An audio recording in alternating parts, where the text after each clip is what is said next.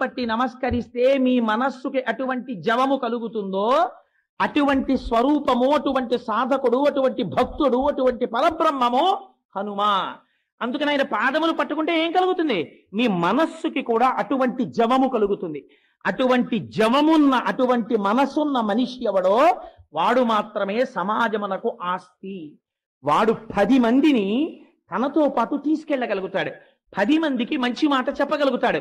10 మందిలో ఉత్సాహము నశించిపోయి కష్టంలో ఉన్నవాడిని బతికేటట్టు చెయ్యగలుగుతాడు. ఇంకింతకన్నా ఏం కావాలండి? చచ్చిపోయేవాడిని కూడా బతికించగలిగితే ఎవడి మాట చెప్పాడో వాడి జన్మ సార్థకత పొందినట్టే. ఇది మీకు రావాలంటే, మనస్సుకు అటువంటి జవము కలగాలంటే ఎక్కడి నుంచి వచ్చింది జవం? బాగా జ్ఞాపకం పెట్టుకోండి. సంకల్ప వికల్ప సంఘాతమైనటువంటి మనస్సు మీరు ఏదో ఒక ఆధారమును అందించడంలో పొరపాటు పడితే, ప్రమాదమునకు లోనైతే, ప్రమదితవ్యం మీరు మరిచిపోతే, ఆ మనస్సు వేరొక వస్తువుని పట్టుకుంటుంది తప్ప ఉట్టినే ఉండదు. మీరు ఈశ్వరుణ్ణి అందించలేదు, అది ఊరుకోదు, టీవీ పెట్టుకుంటుంది. మీరు ఈశ్వరుణ్ణి అందించలేదు, అది ఊరుకోదు, రేడియో పెట్టుకుంటుంది. మీరు ఈశ్వరుణ్ణి అందించలేదు, అది ఊరుకోదు, సినిమాకి ఎడుతుంది. మీరు ఈశ్వరుణ్ణి అందించలేదు, అది రోడ్లు పట్టుకు పరిగెడుతుంది. ఏమీ తోచలేదు, మెయిన్ రోడ్లో తిరిగి వస్తానని ఎడతాడు. మీరు అలవాటు చెయ్యడం మొదలు పెట్టండి. 12 స్కంధములు భాగవతం తెచ్చుకుని మీ ఇంట్లో పెట్టుకుని, నేను ప్రతిరోజు 50 పేజీలు భాగవతం అసుర సంధ్య వేళలో నమస్కారం చేసుకుని, నేను సంధ్యావందనం చేసుకున్న తరువాత ఒక్క కప్పు కాఫీ స్నానానికి ముందు తాగేసి, లేనిపోని ప్రమాదాలు తెచ్చేసుకోక్కర్లేదు, కాఫీ కూడా తాగక్కర్లేదా అనకండి. తాగి స్నానం చేసి సంధ్యావందనం చేసుకుని, నేను 1 గంట సేపు 50 పేజీల భాగవతాన్ని చాలా నిదానముగా చదువుకుంటాను అని మీరు అలవాటు పెట్టుకున్నారనుకోండి, మీరు 12 స్కంధములు భాగవతం చదవడం మొదలెట్టేటప్పటికీ ఏ రుచీకుడి వృత్తాంతం దగ్గరికో, లేకపోతే దక్షయజ్ఞం దగ్గరికో ఎక్కడికో వచ్చేటప్పటికీ మీకు ఒక ఉత్సాహం వస్తుంది. ఇక్కడ వరకు వచ్చాను కదా, తర్వాత కథ ఏమిటి అని. మీరు చదివింది ఉత్తినే పోదు. మీరు వెళ్ళి ఏం చేస్తారంటే, మీ ఆఫీసులో పక్కవాడితో ఖాళీ ఉన్నప్పుడు, ఈ మధ్య భాగవతం చదవడం మొదలెట్టానంటే నాకు ఒకటే అర్థం కాలేదు, దూర్వాసో మహర్షి విషయంలోనేమో అంతటి మహర్షి దూర్వాసో మహర్షి దగ్గరికి వెళ్ళేటప్పటికీ సుదర్శన చక్రం వెంటాడిందా, గజేంద్ర మోక్షంలోకి వచ్చేటప్పటికీ అగస్త్య మహర్షి వస్తే ఇంద్రజుమ్నుడు లేవలేదు కాబట్టి ఈయన శాపం పెడితే గజయోనిలోకి వెళ్ళాడా? ఈ 2 విషయాల్లో తేడా ఎందుకు వచ్చిందో నాకు అర్థం కాలేదండి అంటారు. అర్థం కాలేదంటే మీ మనస్సు ఊరుకుంటుంది, పట్టుకుంది. ఇంకా మీరు అక్కడి నుంచి ఎవడైనా భాగవతం చెప్తున్నాడు అన్నారు అనుకోండి, ఓసారి వెళ్ళి విందాం, ఈ విషయం ఏమైనా వస్తుందేమో అని అక్కడికి వెళ్ళడం మొదలెడతారు. ఆయన చెప్పలేదనుకోండి, అయ్యా మీరు ఏమో అనుకోకండి, ఇలా 2ంటికి తేడా ఎందుకు వచ్చిందండి అంటారు. ఆయనకి సమర్థత ఉండి ఆయనకి చెప్పగలిగిన అదృష్టం ఈశ్వరుడు ఇచ్చాడు అనుకోండి, చెప్తారు. ఆయన చెప్పలేకపోయారనుకోండి, ఆయన దోషం ఏం కాదు, ఆయన ప్రపంచంలో జ్ఞాని ఏం అయిపోవక్కర్లేదు, తను తరించడానికి 4 మాటలు చెప్పుకుంటున్నాడు. అయ్యా నేను ఆ కోణంలో పరిశీలన చేయలేదండి అంటారు. 2 సార్లు ఒక నమస్కారం, తప్పకుండా ఈ మాట ఎప్పుడైనా వేరొకరి దగ్గర ప్రయత్నం చేస్తాను, మీరు కూడా ఈ కోణంలో పరిశీలన చెయ్యండి. మనోజవం, మనస్సుకి వినగలిగిన శక్తినివ్వగలిగినటువంటి వాడి గురించి వింటూ, అందుచేత స్వామి కథ వినేటప్పుడు మనోజవం అని ఎందుకంటున్నానంటే, మీరు మనస్సుకి ఒక ఆశ్రయాన్ని, ఒక ఆధారాన్ని ఇవ్వడం అలవాటు చేశారనుకోండి, మీరు మనస్సుకి ఒక ఆశ్రయాన్ని ఇవ్వలేదనుకోండి, ఆశ్రయాన్ని ఇవ్వకపోతే ఏమవుతుందంటే అది వెతుక్కుంటుంది. అది వెతుక్కుంది అనుకోండి, మిమ్మల్ని ఇంద్రియాలకి లోను చేసేస్తుంది. ఇంద్రియాలకి ఏవి ఇష్టమో అటు ఎడుతుంది. కళ్ళెప్పుడు దేవాలయానికి వెళ్ళమనో, టీవీ చూడమంటాయి. అటు తిరిగిందనుకోండి, జన్మ వృధా అవుతుంది. మీరు ఈశ్వరుణ్ణి అందించారనుకోండి, దానికి తీసుకొచ్చి మీరు భాగవతాన్ని, రామాయణాన్ని అందించడం మొదలు పెట్టారనుకోండి, చూశారా ఎంత పరీక్ష పెట్టేశారో హనుమ. వెంటనే ఒక పరీక్ష పెట్టారు. మనస్సుకు ఆధారం నేనని చెప్తున్నావు కదా, ఇంకోటి కూడా చెప్తే ఒప్పుకుంటావా చూస్తానన్నారు. అందుకని మీరు ఈశ్వరుణ్ణి అందించారనుకోండి, అది ఈశ్వరుడి వైపుకే తిరిగింది అనుకోండి. తిరిగితే ఏ వస్తువుని పట్టుకోవడం వల్ల మీరు ఉన్నతిని పొందుతారో, మనస్సుకి ఒక బలహీనత ఉంది, దానికి తప్పు ఉండదు. మీరు రోజు భాగవతం అలవాటు చేశారనుకోండి, మీరు రోజు భాగవతం చదవకుండా పడుకోండి, అయ్యో ఇవాళ నేను భాగవతం చదవలేదు, ఇవాళ నేను భాగవతం చదవలేదు, ఏదో తప్పు చేశాను అంటుంది. మీరు భాగవతం 12 స్కంధాలు ఉత్సాహంగా చదవడం అలవాటు చేసుకున్నారనుకోండి, 12 స్కంధాలు అయిపోగానే అమ్మయ్య దిక్కుమాలను కూడా వదిలిపోయింది అనరు. భాగవతం చదివానండి అంటే ఎవరో ఏనంటాడు, ఒక 6గురిని పిలిచి చక్కగా బ్రాహ్మణులకు భోజనం పెట్టండి, భాగవతం చదివారు కదా అంటాడు. మీ ఇంట్లో అనుకోకుండా భాగవతం చదివారు, మీ ఇంట్లో ఓ ఫంక్షన్ జరిగినాడు భోజనం పెట్టడం గొప్ప విషయం ఏంటండి? 12 స్కంధముల భాగవతాన్ని ఈశ్వరుడు నా చేత చదివించాడండి, వచనమే. కానీ పోతన భాగవతాన్ని వచనంలో చదివాను. 12 స్కంధములకు గుర్తుగా ఒక 12 మంది బ్రాహ్మణులకు సమారాధన చేసుకుంటున్నాను. సాయంకాలం వచ్చి కోటేశ్వరారు భాగవతము యొక్క శ్రవణ ఫలితము కదా పఠన ఫలితము అని ఒక గంట మాట్లాడవయా, నీకు అరవడం అలవాటు కదా అని మీరు అన్నారు అనుకోండి, ఎంత మార్పు వచ్చేసింది చూడండి మీ జీవితంలో. ఓ 12 మందికి భోజనం పెట్టారు, మీ ఇంట్లో చిన్న ఫంక్షన్ ఏర్పాటు చేశారు, మీరు భగవత్ కథ వింటున్నారు. ఇక్కడతో వదిలేస్తుందా? భాగవతం చదివేసి అలా వదిలేయడం ఏంటి? రామాయణం కూడా చదువుదాం అంటారు. అని రామాయణం మంచిది ఎక్కడ దొరుకుతుందండి? వ్యాఖ్యానం అని తిరుగుతారు. అనుకోకుండా రామాయణం రామాయణం అంటున్నారు. ఇవి చదవడం వల్ల మీరు ఎక్కడో ఏదో వెళ్ళి చెప్తుంటారు, ఎవరితోనో పంచుకుంటుంటారు, ఏదో మాట్లాడుతుంటారు. మీరు ఇవి చెయ్యండి, ఎంత మార్పు వచ్చేస్తుందో. మా రామచంద్రమూర్తి గారు చాలు గొప్ప సాక్ష్యం. వాళ్ళ ఇంటికి వెళ్ళండి, దివాకర్ల వెంకటావధాని గారి సౌందర్యలహరి క్యాసెట్లు కోటేశ్వరారు అంటారు, లేకపోతే కోటేశ్వరారు ఫలానా గురువు గారండి ఆయన పుస్తకం అండి అంటారు. నిజంగా కాపవరం ఎంత సంస్కృతి కలిగిన గ్రామమో. కానీ ఇప్పుడు నేను కాపవరాన్ని పొగిడితే వేరేలా అనుకుంటాను. అందుకని నాకు చాలా నచ్చిన విషయం ఏంటంటే భగవంతుడితోటి అనుబంధం పెట్టుకోవడం. అందుచేత మీరు ఈశ్వరుణ్ణి అందించడం చేత మనస్సు ఉన్నతిని పొందుతుంది. ఆ ఉన్నతిని పొందడం, మీరు ఏ వస్తువు అందించాలో ఆ వస్తువు అందించాలి. అది హనుమ నేర్పుతారు. సర్వకాలముల యందు రాముణ్ణి అందించారు హనుమ మనస్సుకి. ఏ స్థితిని పొందారు? భవిష్యత్ బ్రహ్మ అయ్యారు, చిరంజీవి అయ్యారు. మీరు హనుమ పాదాలు పట్టుకుంటే హనుమ మీకు అదే అందిస్తారు. మనోజవం, మీ మనస్సుకి జవమును అందించగలిగిన వస్తువుని మీకు ఇస్తారు. సో అందుచేత చాలా టైము మనోజవంకే అయిపోయింది. మనోజవం మారుతతుల్య వేగం, ఇదో గమ్మత్తైన మాట. మారుత అంటే వాయువు, తుల్య వేగం ఆయనతో సమానమైనటువంటి గాలితో తుల్యమైన వేగము కలిగినటువంటి వాడు. ఆల్ రైట్, ఏమవుతుందండి దానివల్ల? ఏమిటి ప్రయోజనం? వాయువు ఎంత వేగంగా వెడుతుంది అంటే ఎవరని చెప్పలేము, అంత వేగంగా వెళ్ళిపోతుంది గాలి. గాలి కన్నా వేగంగా వెళ్ళగలిగినటువంటిది ఏది? మనస్సు. గాలి కన్నా వేగంగా వెళ్ళగలిగినటువంటి మనస్సు వెళ్ళకూడని చోట్లకు అన్నింటికీ వెళ్ళిపోతున్నప్పుడు నిన్ను అలా వెడుతున్న వాడివని గుర్తించగలిగిన వాడు ప్రపంచమునందు వేరొకడు ఉండడో. జ్ఞాపకం పెట్టుకో. నువ్వు వెళ్ళకూడని ప్రదేశానికి శరీరంతో వెళ్ళావనుకో, మందలించే పెద్దలు కనబడితే మందలిస్తారు, అయ్యా ఎందుకురా ఇలాంటి చోట్ల తిరుగుతావు అని అడుగుతాడు. కానీ నువ్వు దేవాలయంలో కూర్చున్నావు, మనస్సుతో వ్యభిచారం చేస్తున్నావు. రామకృష్ణ పరమహంస ఒక కథ చెప్తుండేవారు. ఒక ఆవిడ వ్యభిచారం చేస్తుండేది, ఎదురుగుండా ఇంట్లో ఒక సాధు పురుషుడు ఉంటుండేవాడు. ఈ వ్యభిచారిని అనుకునేది, చూడరా తెల్లవారుజామున లేచాడు, గంగకి వెళ్ళాడు, స్నానం చేశాడు, హాయిగా పూజ చేసుకుంటున్నాడు, శిష్యులు వస్తారు, వాళ్ళందరికీ బ్రహ్మసూత్రాలు చెప్తాడు, వేదం చెప్తాడు, భగవత్కర చెప్తాడు, సాయంకాలం అవుతుంది భజన చేస్తాడు, హాయిగా ఇంత ప్రసాదం తింటాడు, పడుకుంటాడు. ఎంత అదృష్టవంతుడు, నా జన్మ ఉంది, ఎందుకు వచ్చిన దిక్కుమాలిన జన్మ? ఓ గంగకి వెళ్ళనా, ఎక్కడికెడతాను, ఎప్పుడు ఏ విటుడు వస్తాడా అని చూస్తాను, ఈ జన్మ ఇలాగే పాడైపోయింది కదా అనుకునేది. ఆయన అనుకునేవాడు, అదిగో చూసావా వచ్చేసాడు కారులో ఎవడో, అయిపోయాడు, సాలిగుట్లో చిక్కుకుపోయాడు, వీడు భ్రష్టుడైపోతాడు అని. ఎవరు వస్తున్నారో ఎవరెడుతున్నారో ఇవన్నీ ఆయన కిటికీలోంచి చూస్తుండేవాడు. 2 శరీరాలు పడిపోయాయి. ఆవిడ్ని తీసుకెళ్ళడానికి ఈశ్వరుని యొక్క దూతలు వచ్చారు, ఈయన్ని తీసుకెళ్ళడానికి యమదూతలు వచ్చారు.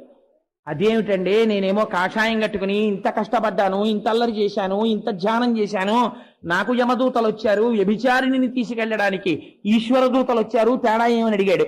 అడిగితే, అయ్యా శరీరము వ్యభిచార గృహంలో ఉన్న మనస్సు భగవంతుని యందుంది, నీ యొక్క శరీరము పూజా గృహంలో ఉన్న నీ మనస్సు వ్యభిచార గృహంలో ఉంది. మనస్సు కౌంట్, మనస్సుని తిప్పడానికి పూజ. అందుకే సహస్రనామం నమః నమః నమః నమః. ఎందుకు? మనస్సుని భగవంతుడి దగ్గరికి తీసుకెళ్ళడానికి ఎక్సర్సైజ్ అది. మీ మనస్సు ఎక్కడ కూర్చున్నా ఈశ్వరుడి దగ్గరికి వెళ్ళగలిగిన స్థితి వచ్చిందనుకోండి, అప్పుడు మీరు అభ్యున్నతిని పొందినట్టు. మీరు గుళ్ళోకి వెళ్ళి కూర్చున్న దిక్కుమాలిన కబుర్లే చెప్పి, ఓ ఫంక్షన్కి వెళ్ళినా కబుర్లే చెప్పి, అసలు మీకు మౌనం లేదు, ఈశ్వరుడి గురించి ఆలోచన లేదు, ధ్యానం లేదు. సదాశివ బ్రహ్మేంద్ర యోగి అస్తమానం భగవత్ కథలే చెప్పేవారు. చెప్తున్నా కూడా ఎక్కువ అదే మాట్లాడుతున్నారు. గురువు గారికి ఫిర్యాదు చేస్తే గురువులు అన్నారు, నువ్వు అసలు మౌనం పాటించవా అన్నారు. జీవితంలో మాట్లాడన్నారు సదాశివ బ్రహ్మేంద్ర యోగి, ఇక మాట్లాడలేదు. సో ఎందుకు చెప్తున్నానంటే, మనస్సు అనేటటువంటిది అంత ప్రధానం. మీరు మనస్సుతో ఏం చేస్తున్నారు అన్నది ఎవరికీ తెలియదు. నేను ఇంత భగవత్కథ చెప్పచ్చు, మీరందరూ ఏమనుకుంటారు, కోటేశ్వరరావు గారు అంతటి పుణ్యాత్ముడు ఎక్కడున్నాడండి నేను వస్తుంటే నాకు నమస్కారాలు చేస్తారు. కానీ నేను మనస్సుతో ఏ పాప కార్యాలు చేస్తున్నానో మీకు ఎవరికైనా తెలుసా? మీకు ఎవరికి తెలియదు. అంటే దిక్కుమాలనాడా నువ్వు అలాంటి పనులు చేస్తున్నావా అని అనకండి. అంటే ఒక ఉదాహరణ, నీచోపమానం వేరొకరి మీద పెట్టకూడదు కాబట్టి నా మీద పెట్టుకున్నాను. ఒకవేళ నా యందు అటువంటి పాపములు ఏమైనా ఉంటే అటువంటివి చేయకుండా నన్ను స్వామి ఉద్ధరించుగాక తప్ప నేను చేస్తున్నానని చెప్పట్లేదు. నీచోపమానం వేరొకరి మీద పెట్టకూడదు, అందుకుని నా మీద పెట్టుకుంటాను. సరే, అందుచేత ఇది ఎవరు పసిగట్టగలరు? పసిగట్టలేరు. మనస్సు వేగము అంత తొందరగా వెళ్ళిపోతుంటుంది, నీకే తెలీదు నీ మనస్సు వెళ్ళిపోతుంది అక్కడిక. అందుకని దీన్ని ఉద్ధరించగలిగిన వారు హనుమ దిద్దగలరు. తరువాతది మరుతతుల్య వేగం, చాలా గాలి అంత వేగంతో వెడతారట. ఎవరు? హనుమ వెడతారు. అయితే హనుమ అంత వేగంగా వెడతారు, వాట్ ఇఫ్ మీకేమిటి ప్రయోజనం? ఎందుకు మీకేమిటి కలిసి వస్తుంది చెప్పండి?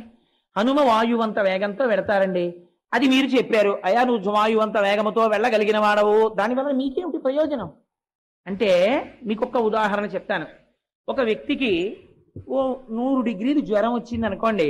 ఆ వ్యక్తి ఏం చేస్తాడంటే, ఏం పర్వాలేదే పక్క సందులోనే కదా హాస్పిటల్, కాస్త గాలి చల్లగా ఉంది వెళ్ళొస్తానని చెప్పి ఏదో లుంగి కట్టుకుని మెల్లిగా నీరసంగా పక్క సందులోకి వెళ్ళి హాస్పిటల్లో చూపించుకుని మెడికల్ షాప్కి వెళ్ళి మందులు కొనుక్కుని వస్తూ కాస్త ఏదొరగారింట్లోనో కాసేపు 4 కబుర్లు చెప్పుకుని కూడా వచ్చేస్తాడు. ఎందుకని అంటే 100 డిగ్రీల జ్వరమే కాబట్టి. అదే వ్యక్తికి డీహైడ్రేషన్ వచ్చింది అనుకోండి, అంటే ఒంట్లో నీరు నిలబట్టలేదనుకోండి, అతిసారంలో నీరు వెళ్ళిపోతుంది. అప్పుడు నడిపిస్తారా? నడిపించరు, రిక్షా ఎక్కించి తీసుకెళ్తారు. అంతేగాని పక్క ఆయన ఏమంటే మా ఆయనకి అతిసారంగా ఉంది అంటే ఎందుకమ్మా రిక్షాలో వెళ్ళిపోవచ్చు అంటాడు. సపోజింగ్ హార్ట్ అటాక్ వచ్చింది. హార్ట్ అటాక్ వస్తే పక్కింటి ఆయన ఏమంటే మా వారికి హార్ట్ అటాక్ వచ్చేసింది, చెమటలు పట్టేస్తున్నాయి, గుండె నొప్పిని పడిపోయారు అన్నారనుకోండి, ఎంత రాయి లాంటి వాడైనా వెంటనే కారు పట్టుకొచ్చి పడుకోబెట్టి హాస్పిటల్కి తీసుకెళ్తాడు. అప్పుడు ఏమైంది? వేగము ప్రాణరక్షణమునందు ఉపకరణమైంది. ఆ కారులో తొందరగా వెళ్ళడం, మీరు ఆ టైంకి వచ్చారండి బతికారంటారు. ప్రాణరక్షణమునందు వేగము చాలా ముఖ్యము. ఉన్నది కదా వేగం అని చెప్పి దిక్కుమాలిన వాళ్ళందరినీ మనం రోడ్ల మీద చూస్తుంటామే, ఎందుకు వెళ్ళిపోతాడో తెలియదు. తూనీగా వెళ్ళిపోయినప్పుడు వెళ్ళిపోయి ఎవరి మీద పడిపోతాడు. కళ్ళు తెరిచేటప్పటికి వీడు ఉంటాడు ఇంటెన్సివ్ కేర్ యూనిట్లో, ఎదురుకుండా వస్తున్న వాడు ఉంటాడు ఇంటెన్సివ్ కేర్ యూనిట్లో, ఏ పాపం లేకపోయినా సరే వాడికి. అలా వెళ్ళిపోయిందా వేగం? అది కాదు వేగం, ఒకరిని రక్షించడానికి పనికొచ్చేటటువంటి వేగము వేగము. మీరు అందుకే హనుమ వేగము దేనికి ఉపయోగపడుతుంది? మీరు రామాయణంలో జాగ్రత్తగా పరిశీలన చెయ్యండి. హనుమతో సమానముగా ఎగరగలిగిన వాళ్ళు ఉంటారు రామాయణంలో, కానీ ఎప్పుడెప్పుడు ప్రాణములు పెట్టాలన్నా ఉత్సాహంతో ఎగిరిపోయేవారు హనుమ ఒక్కరే. అందుకే మీకు ఒక ఉదాహరణ చెప్తాను. రామాయణంలో 2 సార్లు హనుమ సంజీవని పర్వతాన్ని తీసుకొచ్చారు యుద్ధకాండలో. ఒకసారి జాంబవంతుడు అన్నాడు, నువ్విప్పుడు వెళ్ళి సంజీవని పర్వతాన్ని తీసుకొస్తే తప్ప రక్షించగలిగిన వాడు వేరొకడు లేడు, అది తీసుకురావాలి అన్నారు. ఈ సంజీవని పర్వతాన్ని 6 నెలలు పట్టుకొచ్చారనుకోండి హనుమ. అక్కడికి వెళ్ళి అడ్రస్ ఎక్కడో తెలియలేదండి, నేను వెతికి పట్టుకొచ్చానండి అని పట్టుకొచ్చారనుకోండి. 6 నెలల తర్వాత ఏముంటుంది అక్కడ? ఆ అస్త్రం చేత బంధింపబడిన వాళ్ళందరూ ప్రాణాలు వదిలేస్తారు కదా. ఇప్పుడు ఏది కావాలి? అత్యంత వేగము ప్రాణరక్షణమునకు ఉపయోగపడింది ఆయన వేగం. ఆయన వేగం 100 యోజనముల సముద్రాన్ని దాటి సీతమ్మ తల్లి దర్శనానికి ఉపయోగపడింది. ఆయనంత తొందరగా వెళ్ళి ఉండకపోతే అసలు సీతమ్మ ఉరిపోసుకున్నటువంటి ఘట్టములో రామకథ చెప్పి ప్రాణములు నిలబెట్టగలిగిన వాడు ఏడి చెట్టు మీద? ఆయన వెళ్ళారు కాబట్టి రక్షింపబడ్డాయి. ఆయనంత తొందరగా వెళ్ళి సంజీవని పర్వతాన్ని తెచ్చారు కాబట్టి వేల వానరములు, కోట్ల వానరములు బతికాయి. వేగము దేనికి పనికొస్తుంది? ఆయన వేగము నిన్ను రక్షించడానికి పనికొస్తుంది. ఉత్తర క్షణంలో ఇప్పుడే ఇక్కడే వస్తున్న కష్టం నుంచి నిన్ను ఉద్ధరించగలిగిన శక్తి వాయువేగముతో రాగలిగినటువంటి హనుమ నిన్ను ఆపద నుంచి పైకెక్కిస్తారు. వాడు వస్తాడు, కానీ ఏం ప్రయోజనం? పోతన గారు అంటారు, కృతజ్ఞావళి బంధుత్వంబులు అంటారు. వాడొకడికి ఉపకారం చెయ్యడు, ఉపకారం చేసిన వాడిని కూడా చూసి తల తిప్పుకుని వెళ్ళిపోతాడు. అలాంటి వాడితో నీకు బంధుత్వం ఉంటే మాత్రం ప్రయోజనం ఏమిటి? వాడేం ఉపకారం చేయడు వాడు. కానీ నువ్వు స్వామి హనుమా అని అన్నారనుకోండి, ఎదురుగుండా పటం కూడా అక్కర్లేదు. ఒక్కొక్క నాడు ఏమీ లేకపోతే పక్కనున్న పుల్ల తీసుకొని కొన్ని దృష్టాంతములు మీరు చదివితే తెల్లబోతారు. మహా కష్టంలో ఉన్న వాళ్ళు, భయానికి లోనైపోయిన వాళ్ళు ఏం చెయ్యాలో తెలియకపోతే చీపురు పుల్ల తీసి ఇసుకలో హనుమ అని రాసి హనుమ హనుమ హనుమ హనుమ హనుమ అంటే లేకపోతే శ్రీ ఆంజనేయం ప్రసన్నాంజనేయం శ్రీ ఆంజనేయం ప్రసన్నాంజనేయం శ్రీ ఆంజనేయం ప్రసన్నాంజనేయం అని కూర్చుంటే అలా అనడంలో అనడంలో అనడంలో తెలియకుండా మీరు, అందుకే ఆంజనేయ నామానికి ఉన్న గొప్పతనం అదే. మీరు చూడండి, కావాలంటే ఎప్పుడైనా ప్రాక్టికల్ గాను మీరు అలా కూర్చుని శ్రీ ఆంజనేయం ప్రసన్నాంజనేయం శ్రీ ఆంజనేయం ప్రసన్నాంజనేయం శ్రీ ఆంజనేయం ప్రసన్నాంజనేయం అని కొంతసేపు అనండి. మీకు తెలియకుండానే ఏదో ఉత్సాహం, ఏదో శక్తి, ఏదో ధైర్యం మీకు వచ్చేస్తాయి. అందుకే ఇప్పటికీ పెద్దలు అంటారు, మీ కష్టమునకు మీకు సమాధానం తెలియకపోతే కడిగిన పుల్ల ముక్క ఒకటి తెచ్చి సుందరకాండకి నమస్కారం చేసి సుందరకాండలోకి కళ్ళు మూసుకొని పుల్ల ముక్క గుచ్చి మీరు సుందరకాండ తెరిచి చూస్తే మీకు ఆ నమ్మకం ఉంటే మీ కష్టానికి సమాధానం ఆ పేజీలో ఉంటుందంటారు. ఎందరో అలా పరిష్కారాలు పొందిన వాళ్ళ వృత్తాంతాలు నాకు తెలుసు. ఎప్పుడు ఫలిస్తుంది? సుందరకాండ ఔషధంగా పనిచేసేస్తుందంటే ఇంట్లో ఉంటే. ప్రతి వారం వచ్చే పత్రికలు ఇన్ని తెచ్చి కట్టి బైండ్ చేయించి ఇంట్లో పెడితే నిన్ను రక్షించావు. సుందరకాండ నిన్ను రక్షిస్తుంది. ఇంట్లో 50 రూపాయలు పెట్టి సుందరకాండ కొంత ఇచ్చి ఇంట్లో పెట్టుకోలేవు, పెట్టుకోగలవు, నీకు ఆ శక్తి ఉంది, కానీ నీకు పూనిక లేదు, నువ్వు కొనవు. నీకు అక్కర్లేదు రామాయణం, నీకు అక్కర్లేదు సుందరకాండ, నీకు అక్కర్లేదు హనుమమూర్తి. 1000 రూపాయలు పెట్టి పనికి మాలినటువంటి క్యాన్వాస్ మీద ఇంకు చిమ్మిన చిత్రాలు తెచ్చి ఇంట్లో పెట్టుకుంటావు. ఒక్క ప్రసన్నమైనటువంటి హనుమ యొక్క మూర్తిని అక్కడ పెట్టి లేవగానే మనోజవం మరుతతుల్య వేగం అని నువ్వంటే కొన్ని కోట్ల వానరములను రక్షించిన చిరంజీవిని ఎందుకు రక్షించరు? రక్షించి తీరుతారు. నీకు ఆ పూనిక లేదు, నువ్వు పొందవు రక్షణ. ఇది ఆయన వేగము నీ రక్షణ మనకు హేతువు. అంత తొందరగా వచ్చి రక్షిస్తాడు. అందుకే మన వాళ్ళు మాట అంటారు చూడండి, కష్టంలో ఉన్నప్పుడు ఫోన్లు తాలూకా డైరెక్టరీ తిప్పితే ఎవరు పడితే వాళ్ళకి ఫోన్ చేయరు. ట్రస్ట్ వర్దీనెస్ అని ఒకటి ఉంటుంది. మీరు ఒక చోట ఉండిపోయారనుకోండి, మీకు కష్టం వచ్చిందనుకోండి, అప్పుడు మీకు నమ్మకము ఎవరి మీద ఉన్నదో అతనే మీకు జ్ఞాపకానికి వస్తాడు. నేను మొన్న నా ఆఫీస్కి 10ంటికి రావాలి, కానీ 3 గంటల వరకు రాలేని పరిస్థితి వచ్చింది. ఎవరి పేరు ముందు జ్ఞాపకానికి వచ్చింది? అచ్చయ్య శాస్త్రి గారి పేరు జ్ఞాపకానికి వచ్చింది. ఎందుకని? నా కష్టం తన కష్టంగా ఆలోచించగలిగిన వ్యక్తి, అవసరమైతే అడ్డగలిగిన వ్యక్తి, ఏదైనా ఆపదొస్తే సమర్థించి చెప్పగలిగిన వ్యక్తి. నీకు ఎవరి మీద విశ్వాసం ఉందో వాడు నీకు జ్ఞాపకానికి వస్తాడు. ఇంత ఎండబడి వస్తున్నాను, నన్ను ఎవరు తీసుకెడతారు? ఇప్పుడు నీరసపడిపోయాను, స్నానం చేయలేదు, భోజనం చేయలేదు, వడదెబ్బ తగులుతోంది, దొరగారు జ్ఞాపకానికి వస్తారు. ఎందుకు జ్ఞాపకానికి వస్తారు? నీకున్న పూనికి అటువంటిది వారి యందు. నీకు కష్టంలో ఉన్నప్పుడు ఆదుకునే తత్వం ఎవరి యందుందో వారు మాత్రమే జ్ఞాపకానికి వస్తారు. నువ్వు గృహప్రవేశం చేస్తున్నావు అనుకో, వారం రోజులు ముందు కూర్చుని లిస్టు రాస్తావు, ఎవరెవరిని పిలుద్దామని. అప్పుడు ఆరాంసే రాస్తావు. మీ అమ్మాయిని అడుగుతావు, ఎవరైనా ఉన్నారేంటో నీ ఫ్రెండ్స్ ఇంకాను అని అడుగుతావు. మీ అబ్బాయిని అడుగుతావు, ఎరా నాన్న నీకు ఎవరైనా ఫ్రెండ్స్ ఉన్నారా పిలవలసిన వాళ్ళు అని అడుగుతావు. అప్పుడు చాలా తేలికగా ఆలోచిస్తావు. కష్టం వచ్చినప్పుడు నీ మనస్సు ఎవడు రక్షకుడని నమ్ముతుందో వాడి యందు ప్రచోదనం అవుతుంది. ఎందుకు ప్రచోదనం అవుతుంది? విశ్వాసం. ఈ విశ్వాసము నీకు భగవానుని యందుంటే, హనుమయుండుంటే ఆయన కూడా మారుతతుల్య వేగం, గాలంత వేగంతో వచ్చి నిన్ను రక్షించగలరు. ఆయన వాయుపుత్రుడు కాదు. ఇంకొక గొప్ప రహస్యం, నమస్తే వాయోత్తమేవ ప్రత్యక్షం బ్రహ్మాసి.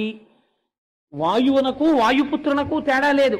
తండ్రికి కొడుక్కి అభేదం శాస్త్రంలో. ఆత్మా వైపుత్రనామాసి. తండ్రి శరీరాన్ని వదిలిపెట్టి కొడుకు శరీరంతో జీవితాన్ని పొందుతాడు అంటుంది శాస్త్రం. అందుచేత తండ్రికి కొడుక్కి భేదం లేకపోతే వాయువునకు హనుమకు తేడా లేదు. శరీరం ఎప్పుడు పడిపోతుంది? వాయు చలనం ఆగిపోతే పడిపోతుంది. అందుకే చచ్చిపోయే వాళ్ళు కూడా బతుకుతారు సుందరకాండ వింటే అంటారు. ఎందుకని? హనుమ వైభవమే వాయువు యొక్క వైభవం. నీ వాయువుని నిలబెడుతుంది. ఇంకింతకన్నా నీకేం కావాలి? అందుకని మారుతతుల్య వేగం జితేంద్రియం. స్వామి గురించి ఒక మాట అంటారు, జితేంద్రియం. ఆయన ఇంద్రియములను జయించినవాడు. బాగా జ్ఞాపకం పెట్టుకోండి, ఇంద్రియములను అణగదొక్కడానికి, ఇంద్రియములను జయించడానికి అస్థివశకాంతర భేదం ఉంటుంది. ఇంద్రియములను ఎవడు అణగదొక్కుతాడో వాణ్ణి ఇంద్రియములు పావులు కరిచినట్టు కరిచేస్తాయి ఒకనాడు. తపస్సు చేసే వాళ్ళల్లో చాలా మంది రాక్షసులు భ్రష్టులు ఎందుకు అవుతారో తెలుసా అండి? ఇంద్రియాలని బలవంతంగా అణిచిపెడతారు కొంతకాలం వాళ్ళు తప్ప, వాళ్ళు ఇంద్రియములను స్వాధీనం చేసుకోలేదు. వాళ్ళకి స్వాధీనం కాలేదు ఇంద్రియం. ఇంద్రియము స్వాధీనమైందనుకోండి, ఇదే రావణాసురుడికి హనుమకి ఉండే తేడా ఇక్కడే వస్తుంది.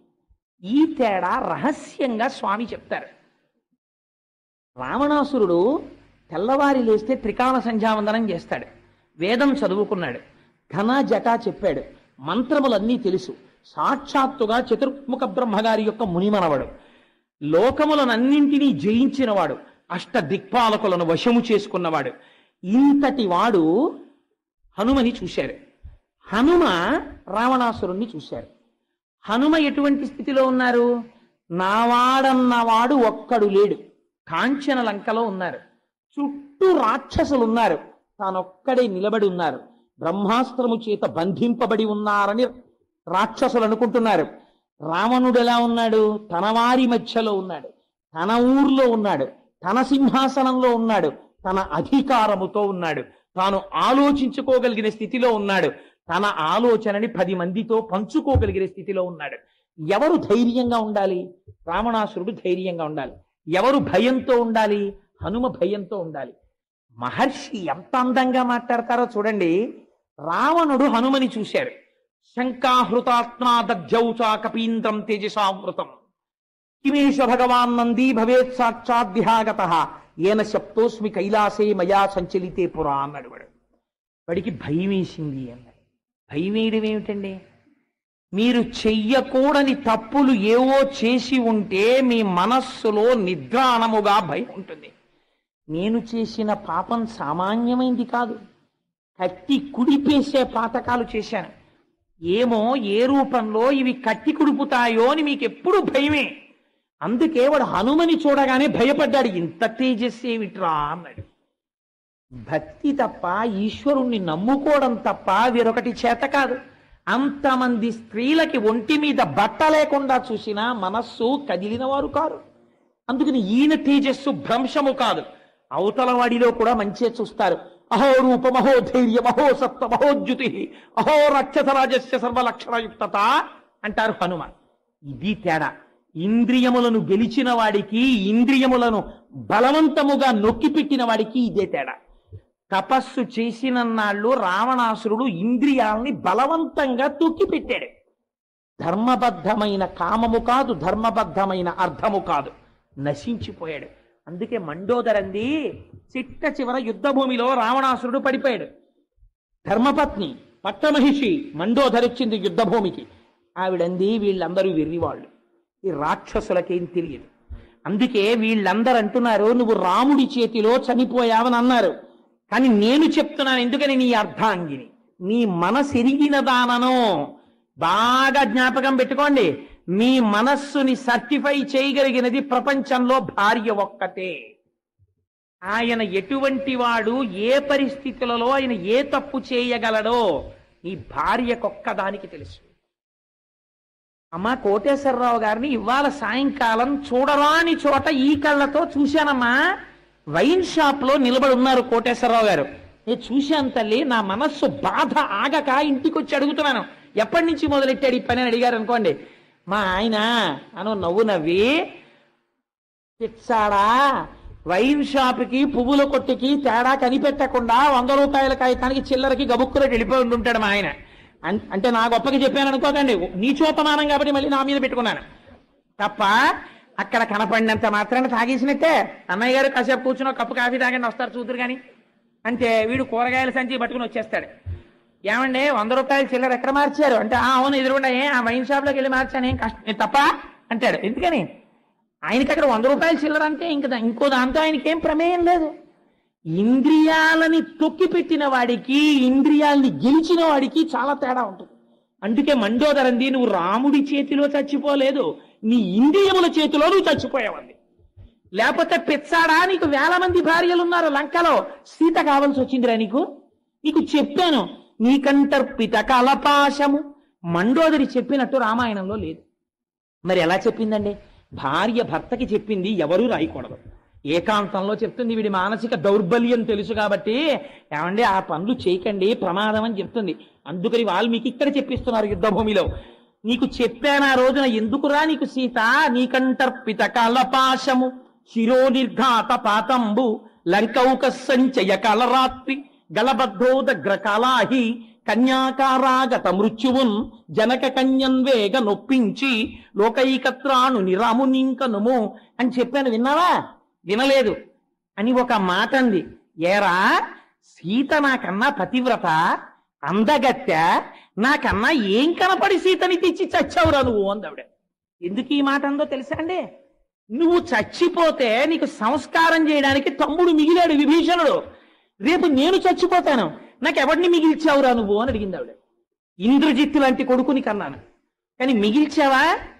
నీ స్త్రీ వ్యామోహానికి నా కొడుకు చచ్చిపోయాడు, కొడుకులందరూ చచ్చిపోయారు, బంధువులందరూ చచ్చిపోయారు, నువ్వు చచ్చిపోయావు.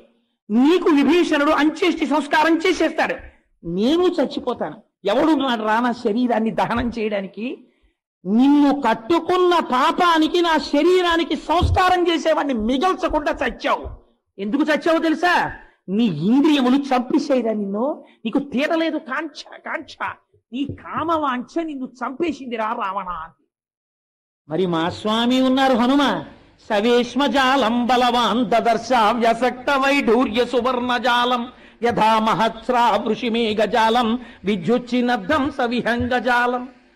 ఎంత గొప్ప మాటలు చెప్తారండి. గృహాని నానా వసురాజితాని దేవాసురైశ్చాపి సుపూజితాని సర్వైశ్చ దోషై పరివర్జితాని కపిర్దర్శ స్వబలార్జితాని అన్నారు వాల్మీకి మహర్షి. ఓ ఎంత గొప్ప అంతఃపురాలు, ఎటువంటి విమానాలు! అంతఃపురాల్ని ఎంత వర్ణించారో, పుష్పక విమానాన్ని ఎంత వర్ణించారో. ముత్యాలతో కట్టిన జాలు, బంగారు స్తంభాలు, బంగారు అరుగులు, బంగారు మేడలు, ఇన్నింటిని చూశారు. ఎలా చూశారు? బలవాన్ దదర్శ. ఎందుకు వచ్చిన గొడవరా ఇవన్నీ, ఎందుకు వచ్చిన గొడవరా ఇవన్నీ అంటూ చూశారు తప్ప, అబ్బాయి ఎంత బాగుందిరా ఈ బిల్డింగ్, ఎంత బాగా కట్టాడురా, ఆర్కిటెక్చర్ ఎక్కడ తెచ్చాడో, ఎవడు ప్లాన్ చేశాడో, ఏమి బాల్కనీరా, ఏమి హాల్ డిజైన్ రా అని అన్నారనుకోండి వాల్మీకి మహర్షి, అన్నారనుకోండి హనుమ, సీతమ్మ దర్శనం అవ్వదు. ఇన్ని చూస్తూ నాకేం కావాలి? అవ్యక్త రేఖామివ చంద్ర రేఖాం త్వం సుప్రసిద్ధామివ హేమ రేఖాం క్షత ప్రరూఢామివ బాణ రేఖాం వాయుప్రభిన్నామివ మేఘ రేఖాం ఉష్ణార్థితాం స్వానుసృతాస్ర కంఠీం పురావరార్హోత్తమనిష్ట కంఠీం సుజాత పక్ష్మామభిరక్త కంఠీం వనే ప్రవృత్తామివ నీల కంఠీం. నాకు ఇవక్కర్లేదు. మా అమ్మ కన్నుల వెంట నీరు కారుతుండగా అయ్య కట్టినటువంటి దీర్ఘమైన మంగళసూత్రంతో నల్లని కన్నులతో రామా రామా రామా అని తపస్సు చేస్తున్న సీతమ్మ దర్శనం కాలేదేమని వీటిని చూడకుండా ఉంటే సీతమ్మ అన్వేషణ జరగదని చూశారు తప్ప చూడడమునందు ఇష్టము లేకుండా చూస్తూ వెళ్ళిపోయారు. ఇది ఇంద్రియములను గెలవడం అంటే. ఇంద్రియాని బలిష్టాని యుక్తాని మానద అపక్వశ్య ప్రకుర్వంతి వికారాం స్థాననేకశ అంటాడు మహానుభావుడు వేదవ్యాసుడు దేవీ భాగవతంలో. ఇంద్రియములు చాలా బలిష్టమైనవి.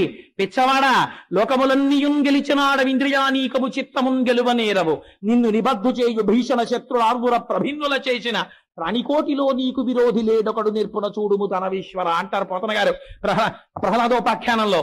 అందుచేత ఎవరు పరమశత్రువులు? ఇంద్రియములు పరమశత్రువులు. ఎప్పుడు ఏ క్షణంలో కాటు వేయించేస్తాయో తెలియదు. అటువంటి ఇంద్రియములను గెలిచాడనేమిటి గుర్తు?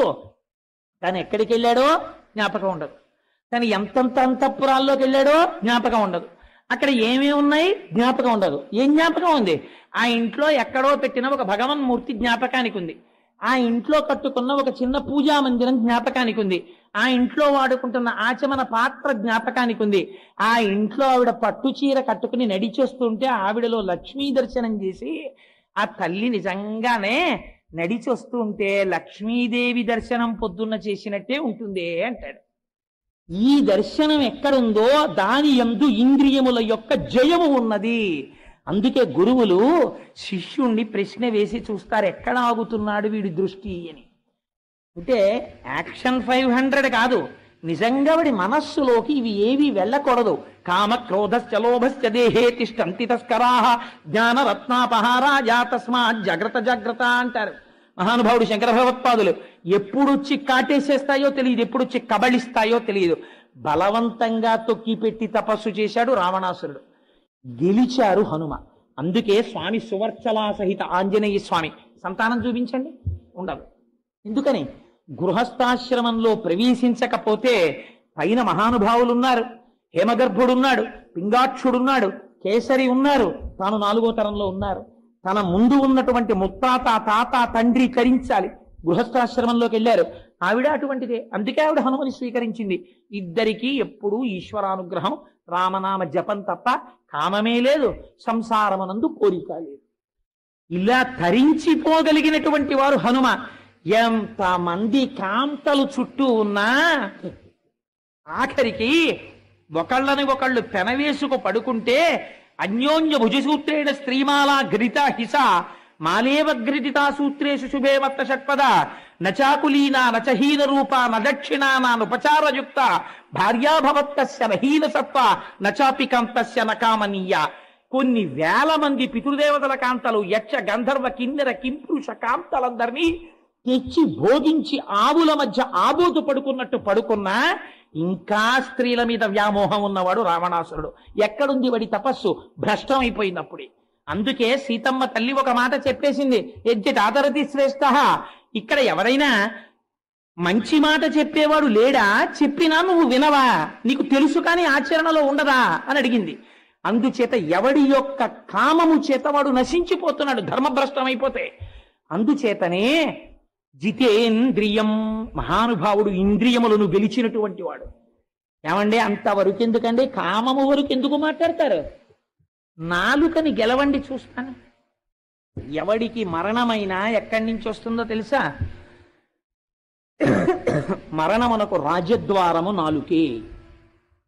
మరణం ఎక్కడి నుంచి వస్తుందంటే నాలుక వల్లే వచ్చేస్తుంది. అందుకే శాస్త్రం ఏం చెప్పిందో తెలుసా అండి? అన్నము అని పిలిచింది. అన్నము అని, అన్నం తింటాను అన్నం పెట్టు అన్నం పెట్టు అంటాడు. ఎంతటి వాడైనా ఏమంటాడంటే అన్నం పెట్టవే అన్నం పెట్టవే అంటాడు. అన్నము అంటే అర్థం ఏమిటో తెలుసా అండి? 2 అర్థాలు చెప్పారు. నీవు తినునది కొంతకాలము తరువాత నిన్ను తినునది. ఎందుకని? నువ్వెందుకు తింటావంటే ఇది ఈశ్వరానుగ్రహంగా ప్రసాదంగా. నువ్వు ఎప్పుడైనా భోజనం చేసేటప్పుడు సత్యం తర్తేన పరిశించామి అని తిప్పి తింటే అది ఈ శరీరము నిలబడి శరీరములో ఉన్న శక్తి ఈశ్వరానుగ్రహము కొరకు వెచ్చింపబడాలని తిన్నది ప్రసాదం. నువ్వు రుచులు తెలుసుకోవడానికి తినడం మొదలుపెట్టావు. ఎన్ని రకాలుగా వండుకొని తినచ్చో నీకు అలవాటైంది. తింటే ఏమవుతుంది? దీనికి ఒక్కదానికే కావాలి చురుక్కు. బాగా జ్ఞాపకం పెట్టుకోండి, శరీరంలో కంఠము రుచిని అడగదు, దీనికి అక్కర్లేదు. What ever you throw inside it just gives a passage into the stomach. మీరు ఇందులో కాగితపు ఉండపెట్టి మింగండి, కంఠానికి ఏం సంబంధం ఉండదు, లోపలికి వదిలేస్తుంది కడుపులోకి. మీరు పాలు పొయ్యండి ఆకలిస్తున్నప్పుడు, 2 గ్లాసులు పాలు తాగారనుకోండి, దిక్కుమాలినాడా పాలే పోసావు అని కడుపు ఏం అడగదు, జీర్ణం చేస్తుంది. మీరు అందులోకి ఇవాళ నేను వ్రతంలో ఉన్నాను, నేను దీక్షితుడనై ఉన్నాను, అందుచేత కేవలము ఇవాళ నీకు ఫలములను పెడుతున్నాను అని మీరు పళ్ళు పెట్టారనుకోండి, మీరు పళ్ళు తిన్నా త్రేయించి నిండినది అంటుంది. కానీ అబ్బా 2 రోజులైందే నీ చేతి వంట తిని అంటాడు. ఎందుకని? దీనికి లొంగాడు, దీనికి అలవాటు పడింది. దీనికి కాసేపు కమ్మగా ఉండాలి, ముందు పప్పు, తర్వాత ఇంకొక రకమైన చురుక్కు ఉండాలి, వంకాయ మెంతికారం పెట్టిన కూర, ఆ తర్వాత మళ్ళీ గుమ్మలు ఆడిపోవాలి, ఇంగు పూ పెట్టిన పులిహార. ఇలా రుబ్బితే అక్కడ రోట్లో రుబ్బుతుంటే మా అమ్మమ్మ ఇక్కడ ఆకలేసేదే అంటాడు. పచ్చి విచ్చిలాడుతూ కొబ్బరి ముక్కలు మళ్ళీ మెత్తగా ఉండకూడదు, మిక్సీలో రుబ్బితే ఇష్టం అంటాడు. పాపం 10:30కి ఆఫీస్కి వెళ్ళాలి, దిక్కుమాలినాడు కోరిక మిక్సీలో వేస్తే మళ్ళీ ఇలా అంటాడు మధ్యాహ్నం అని. పాపం రోలు లేకపోతే ఎదురింట్లోకి వెళ్ళి ఎందుకు లేవే ఉట్టినే పైకి అంటాడు, చేయి పెడుతుంది ఎందుకే నీకు అంటాడు. కానీ మధ్యాహ్నం కొబ్బరి పచ్చడి తినచ్చు రోట్లోదని ఎంత సంతోషం. రోట్లో పచ్చడి ఇష్టం అండి అంటాడు. ఒక్కొక్కడిని చూడండి, ఆ రోట్లో రుబ్బి పాపం ఈవిడ ఎండలో పట్టుకొస్తే అప్పుడు దీన్ని మధ్యాహ్నం ఆ రోట్లో పచ్చడి ఎంత తృప్తో. ఇవన్నీ ఎవరికి కావాలి చెప్పండి? యథార్థానికి నాలుకకి కావాలి. దీనికి ఎడిక్టెడ్ అంటారు, అలవాటు పడిపోతుంది కొన్నాళ్ళకి. ఒకనాడు డాక్టర్ గారు అంటారు, ఏమయ్యా అప్పుడు ఓపిక ఉంది పచనం చేసింది, ఇప్పుడు ఓపిక తగ్గిపోయిందా, పచనం చెయ్యలేదు, కొంచెం తగ్గించండి మేస్టారు అంటాడు. తగ్గించడం ఎవడి చేతిలో ఉంది? వీడి చేతిలో ఎప్పుడో పోయింది. దీనికి ఇచ్చాడు పవర్ అంతాను. ఇది అంటుంది, నోరు మొయ్యి, వాళ్ళ పెళ్లికి వచ్చాం, ఎలా ఉండారో చూసావా, బ్రహ్మాండమైన కొత్త చింతకాయ పచ్చడి చేశారు, బీపీకి ఏముందిరా ఇవాళ 8:25 2 వేసుకుందాం ఉంటుంది. కొత్త చింతకాయ పచ్చడి తినేస్తాడు, ఇంటికి వెడతాడు, పడిశం పట్టేస్తుంది, దగ్గు, బీపీ ఎక్కువైపోతుంది, తల తిప్పు. ఇంకక్కడి నుంచి మళ్ళీ డాక్టర్ గారి దగ్గరికి పరుగు. ఆయన ఏం అడుగుతాడు ముందు? ఏం తిన్నారేంటి అంటాడు. అప్పుడు కొంచెం అటు ఇటు ఎవరు లేరు కదా అని చూసి కొత్త చింతకాయ పచ్చడి తినేశానండి అంటాడు. మరి అలా అయితే ఎలాగండి, కొంచెం తగ్గించండి అంటే డాక్టర్ గారు పాప అంతకన్నా ఏమంటాడు, ఆయన మాత్రం రోజు ఇంటికి వచ్చి కూర్చుంటాడు వంటింట్లో. కాబట్టి ఏమవుతుంది, మెల్లమెల్లగా మెల్లమెల్లగా దీన్ని అలవాటు చేసి నిన్ను తినడం మొదలెడుతుంది, బీపీని పెంచుతుంది. కొన్నాళ్ళకి దీన్ని తృప్తిపరిచాని నువ్వు అనుకుంటావు, నిన్ను అది తినేస్తుంది. దీర్ఘాయుర్దాయమునకు ప్రధాన కారణం ఏం చెప్తారో తెలుసా అండి, రసీంద్రియ నిగ్రహమును చెప్తారు. వాళ్ళు రుచి కోసం తినరు. 9:30కి ఇంటికి వస్తే మహానైవేద్యం పెట్టినటువంటి ఘుమఘుమలాడిపోతున్న పులిహార అని పెట్టినా సరే, ఎంత నిష్కర్ష అంటే పొద్దున్న 4 ఖర్జూర పళ్ళే తప్ప ఓ చెంచాడు పులిహార ప్రసాదం కాబట్టి కళ్ళకద్దు వేసుకుంటారు, కానీ మా దొరగారి నోట్లో పులిహార తినరే. అది రసీంద్రియాన్ని గెలవగలగడం. అలా గెలిస్తే ఒక్క నాలుకని గెలవండి చూస్తాను, అంత తేలిక. అలాంటిది ఇంద్రియాలన్నీ గెలవడం. ఆయన అంతఃపురంలోకి వెళ్ళారు. మీరు స్వామి హనుమ సముద్ర లంఘనం మొదలు పెట్టిన తరువాత కప్పు టీ ఎక్కడైనా తాగారని నాకు రామాయణంలో చూపించండి. టీ ఎందుకండి, గ్లాసుడు మంచినీళ్ళు తాగినట్టు నాకు చూపించండి. లంకంతా వెతికారు రాత్రింబవాళ్ళు, తాగలేదే. ఎక్కడ ఆయనకి ఇంద్రియముల మీద వ్యామోహం అంటే అక్కడ దొరకలేదు సార్, టీ ఇచ్చేవాళ్ళు లేడు కాబట్టి ఆయన తాగలేదండి అని మీరు అంటారేమో. దివ్యా ప్రసన్నాసురా వివిధ కృతసురా అపి శర్కరాసవ మాధ్వీపా పుష్పాసవ ఫలాసవా దదర్శ హరిషార్తూలస్తస్య రక్షపతే గృహే. ఎన్ని వర్ణించారు, నెమలి మాంసం, కోడి మాంసం, మేక మాంసం, గొర్రె మాంసం, గోడ మీద బలి మాంసం తప్ప అన్ని వండించి పెట్టారు అక్కడ. సువాసనలు తల్లి పిల్లాన్ని పిలిచినట్టు పిలిచాయి. అయినా తినలేదే హనుమ, తాగలేదే హనుమ. సీతమ్మ మాత్రమే నాకు ధ్యేయం, ఆవిడని వెతకడమే నాకు కావాలి, ఇవన్నీ నాకు అక్కర్లేదని వెళ్ళిపోయారు. అటువంటి వారు. అందుకని జితేంద్రియం ఇవన్నీ ఒకెత్తండి. అసలైన ప్రైక్షోట్ ఉంది, ఇవన్నీ నిగ్రహించచ్చు.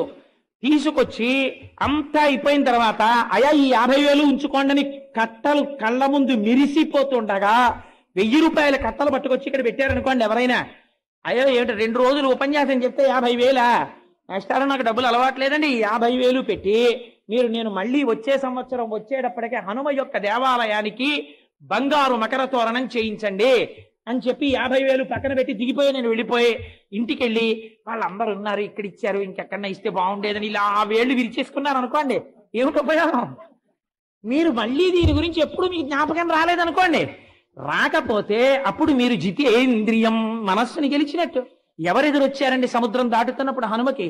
మైనాకుడు వచ్చాడు, బంగారు పర్వత శిఖరములు ఎదురొచ్చి నిపత్య మమ శృంగేషు విశ్రమస్య యథాసుఖం, ఒక్కసారి మా దగ్గర వాలి చక్కగా 4 పళ్ళు తిని బంగారు శిఖరముల మీద పడుకుని హాయిగా విశ్రాంతి తీసుకో అన్నారు అనుకోండి. అంటే అబ్బా చాలా బాగుంది అని చెప్పి అక్కడ దిగిపోయారు అనుకోండి హనుమ, అయిపోయిందంటే సుందరకాండ. ఇంకా అక్కడతో ఇంకేముండదు, ఇంకెగర్రం. ఆయనే అన్నారు మధ్యే లవణతో యస్య విఘ్నోయమితి నిశ్చయ. సముద్రం మధ్యలో బంగారు పర్వతం ఏమిట్రా, ఇది తప్పకుండా విఘ్నమే. అందుకని బురసాపాతయామాస జీమూత విమమారుత కోటాధారాస్తారని వక్షస్థలంతో కొట్టి చూర్ణం చేసేశారు. అంతేగాని నేను ఫలానా చోటుకి వెళ్ళినప్పుడు నాకు ఎయిర్ కండిషన్ రూమ్ ఇచ్చారండి, ఏసీ కార్ ఇచ్చారండి, నన్ను ఎంత గౌరవంగానో చూసేవారండి, ఉపన్యాసాలు ఇక్కడి నుంచి అక్కడే చెప్పుకుంటాను, ఇక్కడ చెప్పను, మైకు లేదు, పురుగులు వచ్చేస్తున్నాయి, అలా నన్ను చూడటం లేదు అని చెప్పి మానేశారనుకోండి, ఇంకా మీరు భగవత్కర చెప్పడానికి మీకు యోగ్యత ఏముంది? యోగ్యత లేదు. రెండింటి యందు తుల్యమును మీరు పాటిస్తే అది అనుభవించడం ఈశ్వర ప్రసాదం, ఇది అనుభవించడం ఈశ్వర ప్రసాదం అని మీరు అనగలిగితే అప్పుడు మీరు పూనికతో ఉన్నట్టు. అందుకే ప్రతిబంధకం వచ్చింది హనుమకి. వెంటనే మైనాకుడితో వదిలిపెట్టలేదు, సురస వచ్చింది, నిన్ను మింగుతానంది. ప్రహృష్టవదన శ్రీమాన్ ఇదం వచనమబ్రవీత్. అంతే సంతోషంతో మాట్లాడారట. అమ్మ మింగేస్తావా, మింగే, ఏం పర్వాలేదు. కానీ ఏమిటో తెలుసా, ఒక్క చిన్న పనుందమ్మా. ఏమిటో తెలుసా అది? రాజా దశరథో నామ రథకుంజరమాజిమాన్. దశరథ మహారాజు గారి పుత్రుడైనటువంటి రామచంద్రమూర్తి అరణ్యవాసానికి వెళ్ళారు.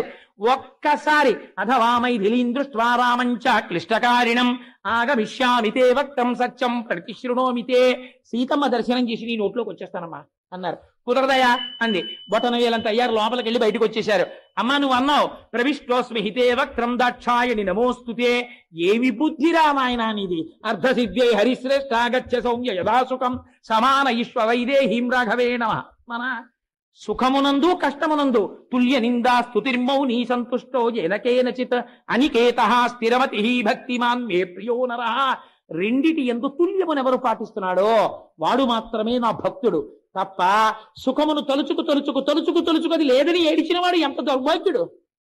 అందుకని రెండింటి యందు సమతౌల్యమును పాటించి అనుభవించినప్పుడు ఈశ్వర ప్రసాదం అని అనుభవించి వదిలవుతారు మారేసి, కష్టం వచ్చినప్పుడు ఇది కూడా ఇలా కూడా నాతో స్వామి చెప్పించాడు, తపస్సు చేయించాడు అని అదృష్టమని పొంగిపోయిన వాడెవరో వాడు నా భక్తుడు.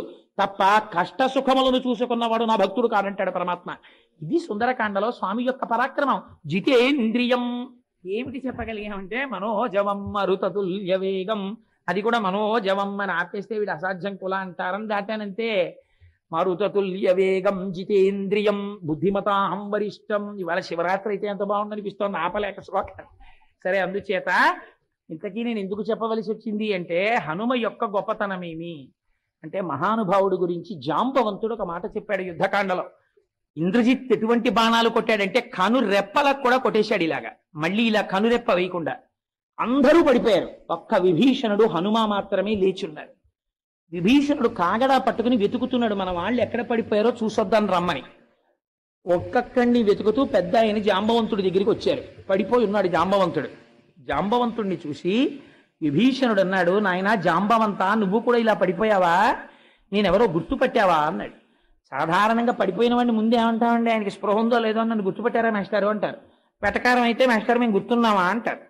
అందుకని ఆయన దగ్గరికి వెళ్ళి నన్ను గుర్తుపట్టావా అన్నాడు విభీషణుడు. అంటే ఆయన అన్నాడు, నాయన ఇంద్రజిత్తు నా కను రెప్పల మీద కూడా బాణం కొట్టాడురా, నా ప్రాణములు శోషించిపోయాయి, అందుకని నేను కను తెరిచి నిన్ను గుర్తుపట్టగలిగిన శక్తి ఇప్పుడు లేదు. ఎందుకని చూసినా కన్ను నీరసపడిపోయింది, గుర్తుపట్టలేదు. కానీ నీ కంఠధ్వని చేత నిన్ను గుర్తుపడుతున్నాను, నువ్వు విభీషణుడు అనుకుంటున్నాను అన్నాడు. అంటే అవును తాత, నేను విభీషణుడు అను అన్నాడు. అంటే జాంబవంతుడు అన్నాడు, ఇంటికి పెద్ద ఆయన లాంటి వాడు జాంబవంతుడు అంటే బ్రహ్మగారి అంశ, ఆయన ఆవలిస్తే పుట్టాడు ఆయన. వానరేంద్రం మహేంద్ర భయింద్రో వాలినముర్జితం అంటారు బాలకాండలో, దేవతాంశలతో వచ్చారు వాళ్ళు. అటువంటి జాంబవంతుడు అన్నాడు, ఏ మహానుభావుణ్ణి తన గర్భవాసము చేయించిన తదుపరి కన్నదో, అలా కనడము చేత తాను పునీతురాలైనదో అటువంటి అంజనాదేవి యొక్క కుమారుడైన ఆంజనేయుడు కుశలమా? ఒక బిడ్డణ్ణి పొందితే, ఒక మహాభక్తుణ్ణి పొందితే, ఒక లోకోపకారిని చూస్తే ముందు ఏమంటారో తెలుసా అండి? అయ్యా మిమ్మల్ని కన్న మీ అమ్మగారు ధన్యురాలండి అంటారు.